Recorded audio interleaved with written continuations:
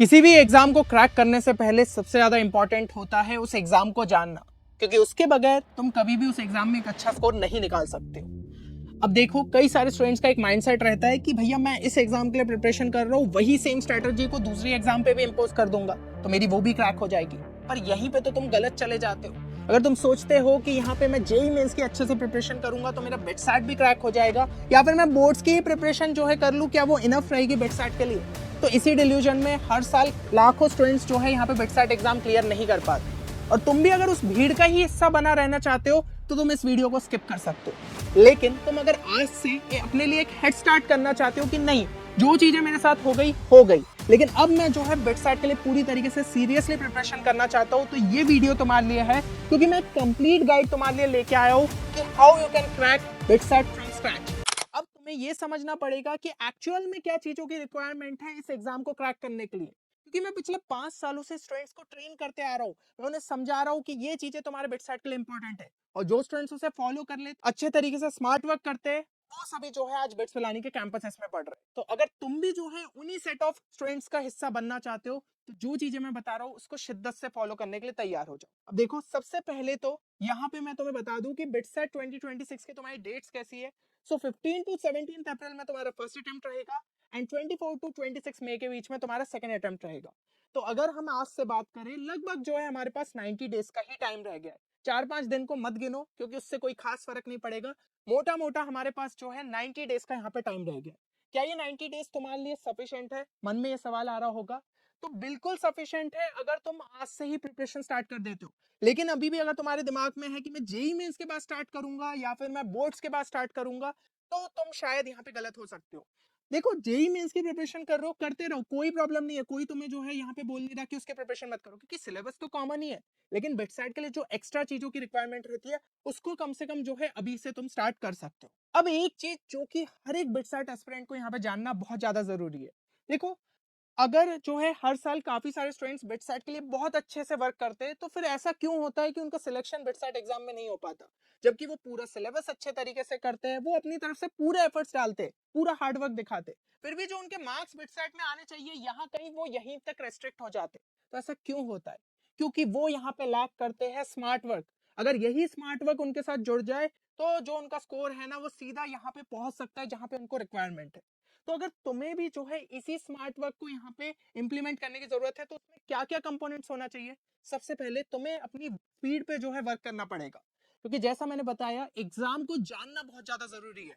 जब JEE mains की मैं बात करता हूँ तो there are 75 questions which you need to attempt in 180 minutes, जबकि बिट सेट के लिए पूरा सिनेरियो ही चेंज हो जाता है।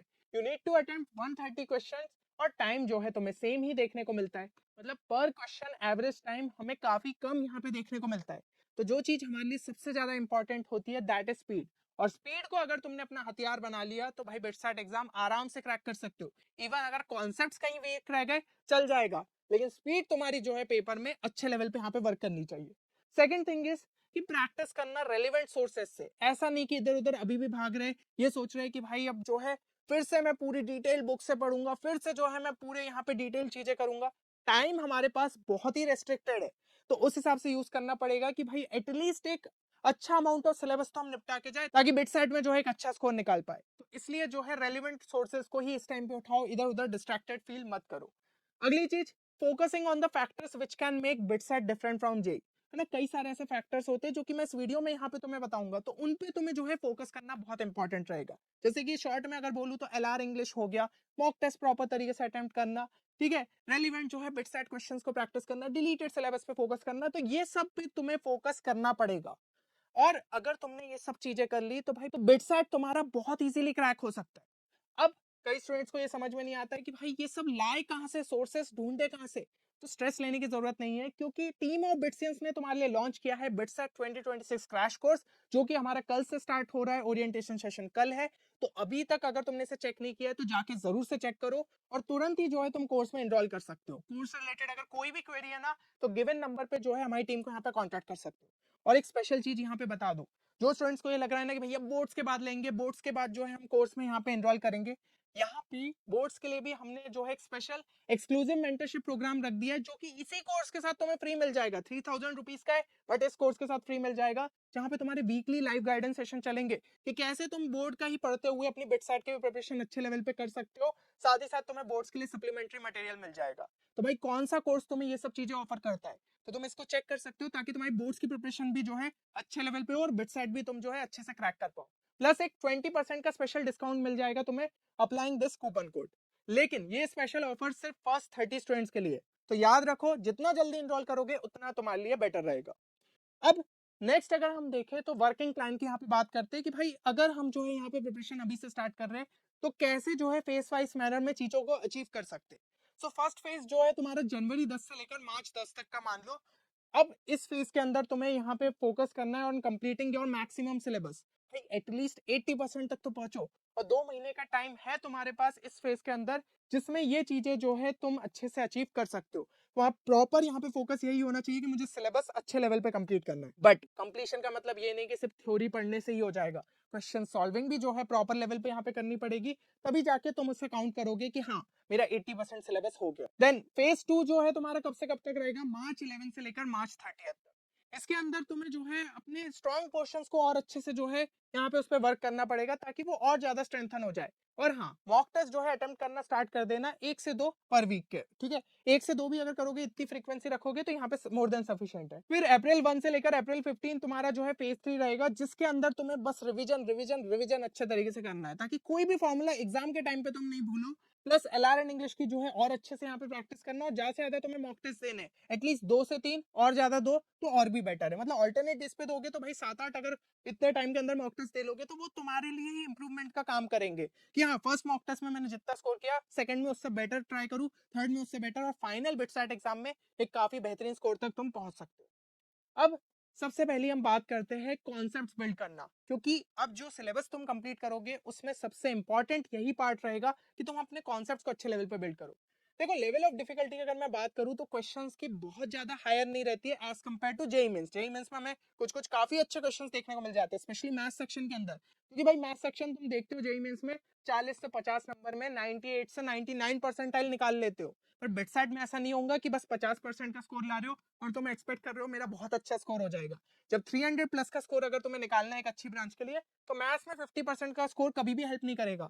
कम से कम भाई 80-90 का तो अपन को टारगेट रखना पड़ेगा कि इतना स्कोर तो हम निकालें। अब सेकंड पॉइंट यहाँ पे ये हो जाता है कि तुम अगर डेप्थ में नहीं भी जाना चाहते हो टॉपिक के, तो कम से कम जो है उसके फंडामेंटल्स को स्ट्रेंथन करके जाओ, ठीक है। बट ये चीज रहेगी कि एटलीस्ट तुम्हारा 70 to 80% जो है स्ट्रॉन्ग है, बचा हुआ जो पोर्शन है ना 20 to 30%, उसमें ये चीजें जो है तुम्हारे लिए वर्क कर जाएगी। एंड जितने नंबर ऑफ क्वेश्चंस जो है तुम्हारे यहाँ पे बिटसेट में तुम जानते हो कि भाई ज्यादा है, तो एग्जामिनर क्या करेगा, वो सारे ही जो है चैप्टर से यहाँ पे क्वेश्चन पुट करने की कोशिश करेगा। जेईई मेंस में कभी कभी ऐसा होता है जैसा कि जीओसी हो गया, उससे आजकल जो है काफी ज्यादा क्वेश्चन पूछ लिए जाते हैं, क्योंकि आपके कई सारे ऐसे चैप्टर्स वहां से हटा दिए ना, केमिस्ट्री एंड एवरीडे लाइफ और ऐसे चैप्टर्स हटा दिए, तो जीओसी का वेटेज वहां पे बढ़ा दिया। पर बिटसेट में आपका थोड़ा सिलेबस भी ज्यादा है और नंबर ऑफ क्वेश्चंस भी ज्यादा है, तो फिर वो ट्राई करेंगे कि हर एक चैप्टर से डाले। ऐसा नहीं है कि वो चैप्टर को छोड़ेंगे, वो कोशिश करेंगे कि कहीं से भी। और कभी कभी ये भी रहता है वो खेल जाते हैं, किसी एक चैप्टर से बहुत सारे क्वेश्चन डाल दिए। लीनियर प्रोग्रामिंग प्रॉब्लम्स वाला जो आपका चैप्टर रहता है एलपीपी, कोई स्टूडेंट बोलता है यार कि इतना छोटा सा चैप्टर है, लास्ट क्लास में देख लूंगा हो जाएगा काम, पता चलता है वहीं पे 3 क्वेश्चन उस चैप्टर से डाल दिए। तो ऐसे माइंड गेम्स भी जो है बिटसेट एग्जाम में होते हैं, इसलिए इस चीज के लिए तैयार रहो कि जितना सिलेबस है ना सबको अच्छे से देख के जाओ। जो बहुत हार्ड लगता है उसका एटलीस्ट ओवरव्यू लेके जाओ, फंडामेंटल्स भी क्लियर करते हो तो तुम्हारा काम बन सकता है। Second thing is focus on deleted portions of JEE. जो तुम्हारे पोर्शन डिलीट हो गया है जेई मेंस से ना, उसको कम से कम जो है बिटसेट के लिए अच्छे लेवल पे करके जाओ, उसको सेम लेवल पे ट्रीट करो। ऐसा नहीं कि भाई वो तो डिलीट हो चुका है जेई मेंस से तो बिटसेट में भी उतना ज्यादा उसको नहीं देखा जाएगा, नहीं, वो हमेशा से बिटसेट का हिस्सा था और उसमें उतना ही जो है यहाँ पे वेटेज हमें देखने को मिलेगा। ये चीज जो है दिमाग में रखना। और अगर तुम जो है कंप्लीट लिस्ट चाहते हो जो भी डिलीटेड पोर्शन या फिर जो है तुम्हारे डिलीटेड चैप्टर है, तो कमेंट सेक्शन में जो है सिलेबस मेंशन कर देना, मैं एक डिटेल वीडियो ले आऊंगा, ताकि उन पोर्शन को तुम अच्छे तरीके से जो है देख के जाओ। अब नेक्स्ट चीज देखते हैं कौन सी बुक्स को रेफर करना है for building your concepts. So chemistry के लिए NCERT is more than sufficient, even concepts तो बिल्ड करने के लिए हेल्पफुल है, और बाकी लगभग कंप्लीट सिलेबस तुम्हारा एनसीईआरटी केमिस्ट्री से अच्छे से हो सकता है। फिजिक्स के लिए बात करूँ एससीवी, और अगर मान लो कॉन्सेप्ट अच्छे से क्लियर नहीं हुआ तो डीसी पांडे या फिर कोई वीडियो तुम यूट्यूब पे सर्च कर सकते हो। पूरा वन शॉट देखने की जरूरत नहीं है, जो पर्टिकुलर टॉपिक में फंस रहे हो उसको सर्च करो, कई सारे 15 से 20 मिनट के वीडियो मिल जाते हैं, उनके थ्रू तुम चीजों को क्लियर कर सकते हो। और मैथ्स की जो आरडी शर्मा सब्जेक्टिव है उससे तुम जो है यहाँ पे अपने बेसिक्स या फिर फंडामेंटल जो है स्ट्रॉन्ग कर सकते हो। अगली चीज यहाँ पे जो है फॉर्मूलास और इंपॉर्टेंट कॉन्सेप्ट्स। देखो ये चीज बहुत ज्यादा इंपॉर्टेंट है कि बिटसेट एग्जाम के अंदर काफी हद तक हमें जो है पेपर यहाँ पे फॉर्मूला बेस्ड देखने को मिलता है। हाँ, लैंग्वेज थोड़ी ट्रिकी हो सकती है, लैंग्वेज ऐसी हो सकती है जो कि तुम्हें थोड़ा घुमाए फिराए, लेकिन पता चलता है लगना उसके अंदर बेसिक से जो है अपने इंपॉर्टेंट फॉर्मूलास ही है। तो जितने इंपॉर्टेंट कॉन्सेप्ट फॉर्मूलास डायग्राम्स है उसको एक सेपरेट कॉपी में मेंशन करो। इसको हम शॉर्ट नोट्स भी कहते हैं, क्योंकि लास्ट में जब तुम पूरी डिटेल बुक नहीं देख सकते हो, पूरे डिटेल लेक्चर नहीं देख सकते हो, तो ये जो तुम शॉर्ट नोट्स बनाते हो जिसमें एक ही चैप्टर को तुम 2 से 3 पेजेस में समराइज कर लेते हो, तो ये लास्ट टाइम पे बहुत हेल्पफुल रहते हैं। और इसको टाइमली बेसिस पे तुम्हें रिवाइज करना रहेगा फॉर योर रिवीजन पर्पस। अब नेक्स्ट हो जाता है स्पीड। जैसा कि मैंने बताया, स्पीड जो है भाई तुम्हारे लिए एक यहाँ पे एस फैक्टर है for cracking BITSAT exam. Speed को कभी भी इग्नोर मत करना। जेई मेंस में ऐसा हो जाता है ना, हम सोचते हैं यार क्वेश्चन सही होना चाहिए, क्योंकि जैसा मैंने भाई मैथ्स का एग्जांपल लिया था, 40 से 50 मार्क्स की रिक्वायरमेंट है फॉर गेटिंग 99 परसेंटाइल, मतलब 12 क्वेश्चन अगर तुम जो है सही कर दोगे काम तुम्हारा यहाँ पे बन जाएगा। लेकिन पता चला तुमने उन 12 क्वेश्चन को सॉल्व करते करते जो है 1 घंटा यहाँ पे जेई मेंस में बिता दिया। ठीक है भाई, 2 घंटे के अंदर फिजिक्स केमिस्ट्री कर लोगे और ये 1 घंटे में तुमने मैथ्स के इतने क्वेश्चन करे, तुम जेई मेंस में अच्छा स्कोर ले आओगे। लेकिन अगर मैं यही चीज बिट साइड के लिए बोलूं कि भाई तुम 12 क्वेश्चन 1 घंटे में कर रहे हो, तो कोई भी सर पीट लेगा भाई, कैसे करेगा तू वो पूरा पेपर अटेम्प्ट, है ना, यही सवाल वो तुमसे करेंगे। तो ये स्पीड वाला जो फैक्टर है ना, ये बहुत इंपॉर्टेंट हो जाता है, क्योंकि 130 क्वेश्चंस को अटेम्प्ट करना है 180 मिनट में, जो कि कहीं भी एक इजी डील नहीं होती है। अच्छा, स्पीड इंप्रूव करने के लिए कुछ टेक्निक्स यहाँ पे मैं बताना चाहूंगा। फर्स्ट वन है स्पीड रीडिंग। जब भी तुम क्वेश्चन सॉल्व कर रहे हो, एक हमेशा अपना चेक रखो रीडिंग स्पीड पे। तुम्हें क्वेश्चन को पढ़ते से ही समझ में आना चाहिए ये किस चैप्टर का है, ये किस टॉपिक का है, इसके अंदर क्या फॉर्मूला लगेगा। ऐसे जो है तुम्हारी थिंकिंग स्किल्स वहीं पे बढ़ जानी चाहिए, और तुम चाहो तो एक रफ पेपर पे लिख भी सकते हो इसके अंदर ये चीज है, और जो उसके अंदर इन्फॉर्मेशन दी है वो भी लिखते जाओ। जैसे उसके अंदर स्पीड दी है तो फटाफट लिख लिया, यू दिया है 10 मीटर पर सेकंड, और कुछ तुम्हें एक्स्ट्रा इन्फॉर्मेशन दिख रही है वो चीज लिख ली। कहीं पे लग रहा है कि भाई डायग्राम के थ्रू हम अपन उससे जो है रिप्रेजेंट कर सकते हैं कि ये बॉल जो है इस तरीके से यहाँ पे ट्रेवल कर रही है, तो वो चीजें मेंशन कर दी, क्योंकि डायग्राम से तुम शॉर्ट तरीके से जो है इन्फॉर्मेशन को ग्रैब कर सकते हो instead of reading question again and again. ये चीज भी तुम यहाँ पे जो है ध्यान रखना। और जितनी इन्फॉर्मेशन दी है उसको छोटे छोटे पार्ट्स में यहाँ पे ब्रेक करने की कोशिश करो। पहले लाइन से जो इक्वेशन बन रही है वो वहां पे लिख ली, सेकंड से जो बन रही है वो वहां पे लिख ली, फिर से भी इक्वेशंस देख के तुम क्वेश्चन सॉल्व करोगे, ना कि क्वेश्चन को बार बार पढ़ोगे। तो ये चीज जो है ना, अब जब भी क्वेश्चन प्रैक्टिस कर रहे हो, इसको तुम्हें अभी से ही इंप्लीमेंट करना चालू करना पड़ेगा। आखिरी में नहीं होता कि हम जो है क्वेश्चंस को ऐसे देखें कि भाई नहीं ठीक है, हम बार बार उसे पढ़े जा रहे, उस चक्कर में काफी ज्यादा जो है हमारा टाइम वेस्ट हो जाता है। अगली चीज, हमेशा टाइमर के साथ सॉल्व करो, खुद को चैलेंज देते जाओ। भाई आज मैंने 25 क्वेश्चन 40 मिनट में किए, अब मुझे 30 क्वेश्चन करने हैं, अब मुझे 35 क्वेश्चन करने हैं, मुझे 40 क्वेश्चन करने हैं, कि भाई एक क्वेश्चन 1 मिनट के टाइम की स्पीड में मैं पहुंच जाऊं। तो इस तरीके से खुद को जो है लगातार यहाँ पे चैलेंज देते जाओ। अगली चीज, क्वेश्चन सॉल्विंग। देखो, हमेशा याद रखो कि तुम्हें ना वैरायटी ऑफ क्वेश्चन सॉल्व करने हैं। ये तुम्हारा यहाँ पे बोर्ड का पेपर नहीं है कि तुम्हें पता है ये टाइप का क्वेश्चन यहाँ पे आने वाला है, तो मैं इसी टाइप के 20 क्वेश्चन प्रैक्टिस कर ले तो मेरा काम बन जाएगा। नहीं भाई, ये बोर्ड का पेपर नहीं है कि पीवाईक्यूज देख के हमारा काम बन जाएगा। पहली बात तो पीवाईक्यूज कभी भी बिट्स पिलानी ऑफिशियली रिलीज नहीं करता, तो तुम्हें पता नहीं है क्या चीजें पूछी जा सकती है, प्रेडिक्ट नहीं कर पाओगे ना तुम चीजों को। ठीक है, तो ऐसे केस में तुम्हें क्या है, वेराइटी ऑफ क्वेश्चंस को सॉल्व करना है instead of more number of questions. और इसके लिए सबसे इंपॉर्टेंट ये रहेगा कि सीरियल वाइज जो है क्वेश्चंस को सॉल्व नहीं करो। कोई भी बुक तुम रेफर करो, इवन तुम्हारे कोचिंग मॉड्यूल्स रेफर कर रहे हो, वैरायटी के क्वेश्चंस पिक करो। सीरियल नंबर की वाइज ये सोचो 1 करा, 5 करा, फिर 10 करा, ऐसे करते गए। और इसके बाद जो है फिर से अपन अगर खत्म हो गए, फिर से लग रहा है तो बीच बीच के जो है थर्ड उठा लिया, एट्थ उठा लिया, ऐसे करते हुए जो है क्वेश्चंस को सॉल्व करो। एक बार तुम्हें लगा कि हाँ मेरी सफिशिएंट प्रैक्टिस हो गई है, नेक्स्ट चैप्टर पे चले जाओ। एक ही टाइप के क्वेश्चन बार बार प्रैक्टिस करोगे कि भाई फर्स्ट वाले, सेकंड भी वैसे ही था, थर्ड भी वैसे ही था, तो भाई क्या मिल रहा है, तुम सीख गए हो ना चीजों को। अब धीमे धीमे जो है, क्योंकि अपने पास टाइम कम है, तो अभी वैरायटी ऑफ क्वेश्चंस हमें देखते हुए जाने। और एक चीज का यकीन मानो, तुम अभी जो क्वेश्चंस यहाँ पे इस टाइम पे प्रैक्टिस करोगे, पता चलेगा कुछ डायरेक्ट वहां पे देखने को मिलेगा, तुम्हें ऑप्शंस तक याद हो जाते हैं। मैंने अपने जो कोर्स वाले स्टूडेंट्स हैं उनसे ये चीज बात करी थी, उन्होंने बोला था भैया हाँ डीपीपी में जो क्वेश्चन थे क्वेश्चन बैंक में थे, सेम के सेम वहां पे पूछ लिए गए। तो भाई क्वेश्चंस याद होने लगते हैं स्टूडेंट्स को। तो ये चीज भाई ये भी बिट साइड में हेल्पफुल रहती है। अब है ऐसा चीज गलत कि भाई हो सकता है याद गलत था तो अपन गलत करके आए, पर क्या है कॉम्पिटेटिव एग्जाम में कभी कभी अगर डायरेक्टली ऐसी चीजें याद रहने लगे और तुम कर रहे हो तो ठीक है, थोड़ी सी रिस्क लेते हुए तुम कर सकते हो। बाकी तो यार कॉन्सेप्ट स्ट्रांग हो जाते, स्पीड स्ट्रांग हो जाती है ना, तो अपने आप जो है तुम उतने टाइम के अंदर क्वेश्चंस को अटेम्प्ट कर सकते हो। अगली चीज, अप्रोचेस जो है तुम्हें यहाँ पे सॉल्व एग्जांपल्स के थ्रू जो है सीख सकते हो। देखो सॉल्व एग्जांपल्स इस तरीके से मदद करते हैं, क्या अप्रोच रहेगा उस क्वेश्चन का, क्या थोड़ा बहुत जो है तुम्हें यहाँ पे हिंट मिलते जाएगी कि चलो पहली स्टेप तुमने सही करी थी, सेकंड स्टेप इस तरीके से होनी थी। तो ऐसे तुम जो है चीजों को सीखते जाओगे। और जब भी क्वेश्चंस को सॉल्व कर रहे हो हमेशा जो है ऑल्टरनेटिव मेथड ढूंढने की कोशिश करो।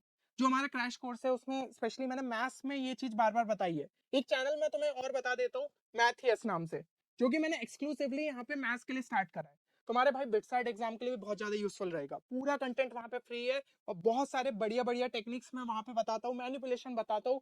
तो तुम उसको जरूर से चेक करो। सेम चीज जो है मैंने कोर्स में भी करी है, पूरा सिलेबस ही उसी तरीके से यहाँ पे कंप्लीट करा है। तो अगर कोई स्टूडेंट का मैथ्स बहुत ज्यादा वीक है, वो मैं इस कोर्स को जरूर से रिकमेंड करूंगा कि भाई मैथ्स तुम्हारे लिए जो है काफी हद तक यहाँ पे स्ट्रांग हो जाएगा। बाकी फिजिक्स केमिस्ट्री एलआर इंग्लिश भी अच्छे से कवर अप है, तो तुम्हारी जो है और अच्छे से यहाँ पे प्रैक्टिस हो जाएगी। चलो अगला हम देखते हैं बुक्स कौन सी रेफर करनी है for solving question. So chemistry के लिए एनसीईआरटी एग्जाम्पलर और जेई मेंस के तुम पीवाईक्यूज देख सकते हो, है ना, पिछले कुछ सालों के। एससीबी और जेई मेंस के पीवाईक्यूज देख सकते हो फिजिक्स के लिए, ठीक है। बाकी यहाँ पे तुम जो है डीसी पांडे के भी रेफर कर सकते हो, लेवल 1 की एक्सरसाइज भी जो है देख सकते हो अगर तुम्हें जेई मेंस का भी पीवाईक्यूज में टाइम ज्यादा लग रहा हो। बाकी यार केमिस्ट्री की ज्यादातर JEE Mains PYQs NCERT oriented रहते, तो तुम्हारी बिटसाइड की भी अच्छी प्रैक्टिस हो जाएगी। बाकी मैथ्स में जो है तुम आरडी शर्मा सब्जेक्टिव की बैक एक्सरसाइजेस देख सकते हो, प्लस अरियन सिंगेज के जो है तुम मेरे हिसाब से सिंगेज तो छोड़ो, थोड़ी सी लेंदी हो जाएंगी इस टाइम पे, अरियंत के जो है तुम पीछे के एक्सरसाइजेस थोड़ी बहुत लेवल 1 की यहाँ पे सॉल्व कर सकते हो। इससे तुम्हारी प्रैक्टिस हो जाएगी, ठीक है। अब जो है नेक्स्ट हम देखते हैं एलआर एंड इंग्लिश। देखो ये सेक्शन को इग्नोर नहीं कर सकते हो। एक चीज समझो ना यार, फिजिक्स तुम्हारा 90 नंबर का है, केमिस्ट्री भी तुम्हारा 90 नंबर का है, और पता चल रहा है एलआर इंग्लिश भी 90 नंबर का है, ठीक है।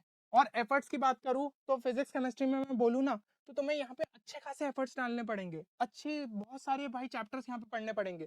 जबकि एलआर इंग्लिश में एफर्ट्स तुम्हें काफी कम यहाँ पे डालने पड़ते। इंग्लिश तो यार तुम बचपन से ही देखते आते हो, बस थोड़ा सा ब्रशअप करने की जरूरत रहती है चीजों को, और थोड़े क्वेश्चन प्रैक्टिस करने पड़ते हैं। तो ये 90 में से तुम बहुत अच्छा स्कोर निकाल सकते हो। इवन बिगनर लेवल पे मैं बात करूँ तो 50-60 तो अभी निकाल लोगे, लेकिन वो 50-60 से काम नहीं होगा ना, अपन ट्राई करते हैं उसको 80+ पुश करने का, तब जाके हमारा एक बेहतरीन स्कोर यहाँ पे बन सकता है। तो ये चीज का यहाँ पे ध्यान रखो। बाकी इंग्लिश न्यूज़पेपर से जो है कुछ आर्टिकल्स तुम रीड कर सकते हो, रोज की अपनी आदत बना सकते हो। इससे तुम्हारी वोकैब स्ट्रांग होगी, साथ ही साथ ग्रामर स्ट्रांग होगी, प्लस रीडिंग स्पीड भी इंप्रूव होगी। बाकी क्वेश्चंस ब्रोशर में देखो, टॉपिक्स सर्च करो, तुम्हें ऑनलाइन मिल जाएंगे। रेन एंड मार्टिन बुक को यहाँ पे रेफर कर सकते हो, आर एस अग्रवाल देख सकते हो एलआर के लिए, और या फिर एनटीएससी के पीवाईक्यूज जो है तुम देख सकते हो। इससे तुम्हारी लॉजिकल रीजनिंग की अच्छी प्रैक्टिस हो जाएगी। तो रोज की जो है आदत बनाओ कि भाई बीच बीच में टाइम निकाल के आधा घंटा रोज हमें निकालना है for practising LR and English problems, ठीक है। अच्छा, अब फाइनल चीज आती है भाई मॉक टेस्ट। देखो बिना मॉक टेस्ट के अगर तुम बिटसेट देने की सोच रहे हो तो तुम वैसे भी जो है ये सोच लो कि तुम्हारा बिटसेट में सिलेक्शन नहीं होगा, क्योंकि मॉक टेस्ट देना बहुत इंपॉर्टेंट है। हाँ, कुछ स्टूडेंट्स जो कि सही में भाई एडवांस में एकदम टॉप रैंकर्स है, उनको टाइम ही नहीं मिलता है और वो तो भी बिटसेट में कर लेते हैं। लेकिन हो सकता है यार तुम अभी उस लेवल पे तैयार ही नहीं हो, तुम उतना कॉन्फिडेंट फील नहीं कर रहे हो, तो ऐसे टाइम पे मॉक टेस्ट ही तुम्हारा कॉन्फिडेंस बिल्डअप करेंगे। इसलिए मैं कह रहा हूँ कि एक बार जब सिलेबस हो जाए तो मॉक टेस्ट को रेगुलर बेसिस पे जो है अटेम्प्ट करना तुम स्टार्ट कर देना। और बहुत ज्यादा इंपॉर्टेंट है सेल्फ एनालिसिस मॉक टेस्ट का, एक्चुअल में कहाँ पे गलत गए थे, कौन सी गलती थी, है ना, क्या चीजों को सुधारना है। तो ये सब बहुत ज्यादा जो है तुम्हारे लिए इंपॉर्टेंट रहता है। हमारे क्रैश कोर्स के अंदर तुम्हें पता है total 20 full length mock test तुम्हें वहां पे प्रोवाइड किए जा रहे हैं, 10 पार्ट टेस्ट प्रोवाइड किए जा रहे हैं, तो इधर उधर जाने की जरूरत नहीं। और मैं एक सेपरेट पैकेज भी लॉन्च कर दूंगा कि जिनको लग रहा है क्रैश कोर्स की जरूरत नहीं है, सिर्फ मॉक टेस्ट देना है, तो तुम यहाँ पे दे सकते हो। और इसके अंदर पता है फुल लेंथ मॉक टेस्ट में बोनस क्वेश्चन का फीचर भी मिल रहा है।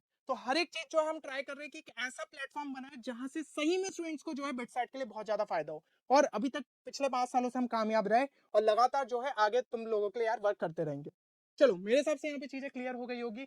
अब एक चीज जो है ये मेंशन जरूर करना, क्या तुम सही में बिटसेट 2026 के लिए रेडी हो? अगर रेडी हो और पूरी तरीके से जो है अपने एफर्ट्स डालना चाहते हो, तो आई एम रेडी जो है कमेंट सेक्शन के अंदर मेंशन करना। चलो मिलते हैं नेक्स्ट वीडियो में, तब तक के लिए take care and good bye.